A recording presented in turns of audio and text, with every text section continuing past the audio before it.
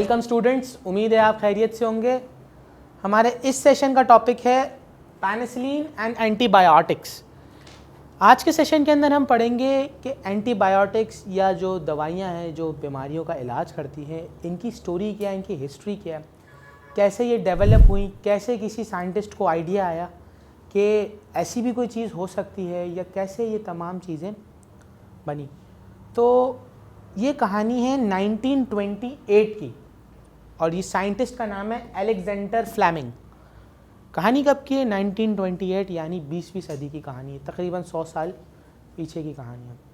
तो Alexander Fleming साहब एक बायोलॉजिस्ट, साइंटिस्ट, जो अल्फाज आप बेहतर समझें, तो वो क्या करते थे, पेट्री डिश एक तरह की प्लेट होती है जिसके अंदर जो लेबॉरेटरीज़ वगैरह में इस्तेमाल की जाती है।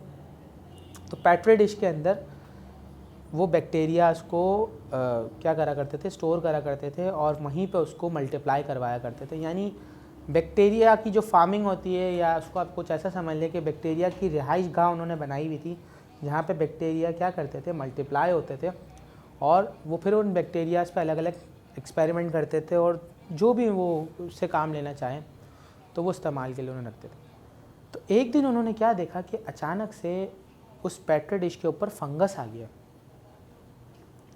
फंगस मैं आपको बताऊं कि अगर अक्सर आपने देखा हो रोटी में ग्रीन कलर की एक आ जाती है, फुदीन जिसको कहते हैं, या आप जो है ना वो ब्रेड है हमारे घर में इस्तेमाल होती है उसमें आ जाती है, या अक्सर आप देखिएगा कि जहाँ पे बहुत ज़्यादा गीलापन होता है दीवारों के अंदर, या ज़मीन पे बहुत ज़्यादा दिनों तक पानी पड़ा रहता है, तो वहाँ पे आपको ग्रीन कलर की जो है ना वो दीवार नज़र आ जाएगी। तो उसको हम फंगस कहते हैं, जो नुकसानदेह है। फ़ायदेमंद भी होते हैं फंगस, लेकिन जो ये फंगस था ये नुकसानदेह था।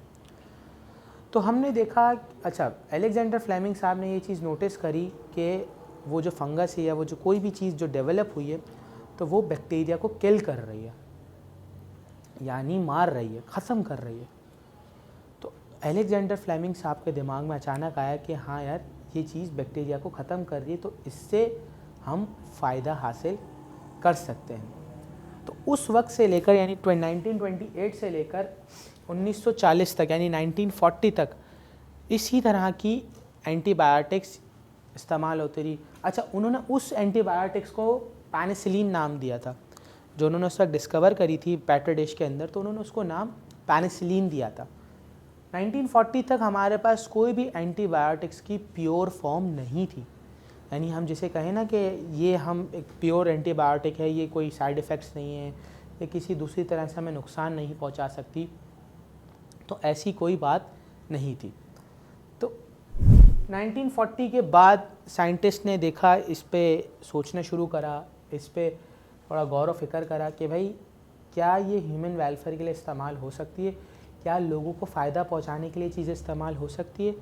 तो साइंटिस्ट ने डिस्कवर किया कि भाई इसके अंदर कुछ अमेंडमेंट्स करके, कुछ चीज़ें बेहतर तरीके की ऐड सब्ट्रैक्ट करके इसको एक बेहतर फॉर्म में लाकर लोगों को फ़ायदा दिया जा सकता है। आज हमारे पास जितनी भी बड़ी बड़ी बीमारियाँ, जिसको जैसे ट्यूबरक्लोसिस है, जैसे कोई और बीमारी का हम जैसे नाम ले लें, जिसके अंदर जो है ना वो फ्लू होता है, कोल्ड है, कफ़ है, या और भी बड़ी बड़ी बीमारियाँ जो हमारे पास मौजूद है, जॉन्डिस है, तो ये तमाम बीमारियां एंटीबायोटिक्स, अक्सर एलर्जिक हो जाती है हमें किसी न किसी चीज़ से, तो वहाँ पे भी हम जो है ना वो दवाइयाँ इस्तेमाल करते हैं। एंटीबायोटिक्स यानी जो भी बैक्टीरिया की वजह से हमें बीमारियाँ होती है, लिविंग ऑर्गेनिजम्स की वजह से बीमारियाँ होती हैं, वहाँ एंटीबायोटिक यूज़ की जाती है। अल्फाज एंटीबायोटिक, एंटी का मतलब होता है अगेंस्ट, बायोटिक का मतलब लिविंग ऑर्गेनिज़म, यानी लिविंग ऑर्गेनिज़म के अगेंस्ट, जो बैक्टीरिया के ख़िलाफ़ ये इस्तेमाल होती है। तो साइंटिस्ट ने ये बात देखी कि ये ह्यूमन वेलफेयर के लिए काम आ रही है। अच्छा, वक्त गुजरता गया, ये फ़ायदा लोगों को देती गई। फिर अचानक से कुछ वक्त के बाद एक बार डिस्कवर की गई कि बैक्टीरिया अब उस दवाई से ख़त्म नहीं हो रहा, या ये दवाई उस बैक्टीरिया पे कोई असर नहीं कर रही है। तो उस चीज़ को साइंटिस्ट ने नाम दिया बैक्टीरियल रेजिस्टेंस, यानी बैक्टीरिया क्या कर रहा है, हमारी दवाई के ख़िलाफ़ एक रेजिस्टेंस बना लेता है। जैसे इसकी मिसाल हम लेते हैं कि अगर खुदा ना ख्वास्ता अगर आप डॉक्टर के पास जाते हैं किसी बीमारी की वजह से, तो वो बीमारी अगर हम एक साल में 2-3 मरतबा उस बीमारी की वजह से जा रहे हैं, तो वो दवाइयाँ चेंज होती हैं। एंटीबायोटिक्स वक्त के साथ साथ फॉर्मूले में दूसरी चीज़ों में चेंजेस आ जाती हैं। उसकी वजह यही होती है कि बैक्टीरिया उसके ख़िलाफ़ रेजिस्टेंस क्रिएट कर लेता है कि अब उस दवाई से या अब उस फॉर्मूले से वो नहीं, उस पर कोई असर नहीं होगा, वो नहीं मरेगा, वो ख़त्म नहीं होगा।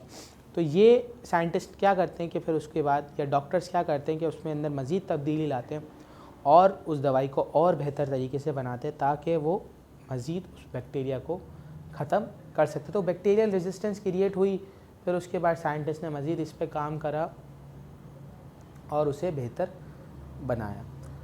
अब ये तमाम चीज़ें आज भी हमारे इर्द गिर्द मौजूद हैं और वक्तन फ़वक्तन इसने एक ड्रास्टिक चेंज लेकर आया है। इसकी इंपॉर्टेंस मैं आपको बता रहा हूँ। एक ड्रास्टिक चेंज लाया है, ह्यूमन की जो डेथ रेट है उसको गिराया है। Human death rate in penicillins या इन एंटीबायोटिक्स की वजह से काफ़ी हद तक गिरा है। ये बायोटेक्नोलॉजी के अंदर आप समझिए एक रेवोल्यूशन था, एक जो है ना वो एक बहुत इम्पॉर्टेंट फाइंडिंग थी कि जो आज भी जिसका हम फ़ायदा ले रहे हैं और देख रहे हैं कि बड़ी से बड़ी बीमारियां जो है ना वो हल हो रही हैं।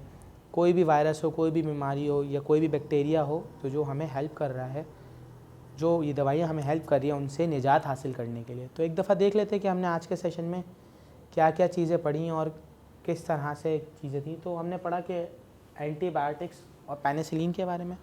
पेनिसिलिन एक तरह का एंटीबायोटिक्स था जिसको ईजाद करने का, या जिसको ईजाद नहीं कहेंगे, डिस्कवर करने का क्रेडिट 1928 के अंदर अलेक्जेंडर फ्लेमिंग साहब को जाता है। 1940 तक हमने देखा कि कोई भी एक प्योर किस्म की या प्योर जिसको हम कहते हैं कि जिसका साइड इफ़ेक्ट ना हो, जो नुकसानदेह ना हो, तो वो 1940 तक हमारे पास नहीं थी। अच्छा, स्ट्रेप्टोमाइसिन, टेरामाइसिन या टेट्रासाइलिन, ये तमाम जो है ना वो एंटीबायोटिक्स के नाम हैं। बहुत सी किस्म की और भी एंटीबायोटिक्स होती है, लेकिन फ़िलहाल ये 3 नाम मैंने एज एन एग्ज़ाम्पल इस्तेमाल आपके लिए किए हैं। फिर हमने ये बात देखी कि बैक्टीरियल रेजिस्टेंस पे हमने बात करी कि एक वक्त आता है कि बैक्टीरिया रेजिस्टेंस क्रिएट कर लेता है, उस पर उस दवाई का कोई असर नहीं हो रहा होता है, तो फिर उसको इम्प्रूव किया जाता है दवाई को मज़ीद, और फिर वो दवाई दोबारा दी जाती है ताकि वो बैक्टीरिया ख़त्म हो और इंसान को फ़ायदा हो सके। तो आज के सेशन का इख्तिताम करते हैं स्टूडेंट्स। इंशाअल्लाह ताला अगले सेशन में आपसे मुलाकात होगी। अपना बहुत सारा ख्याल रखिएगा। खुदा हाफ़िज़।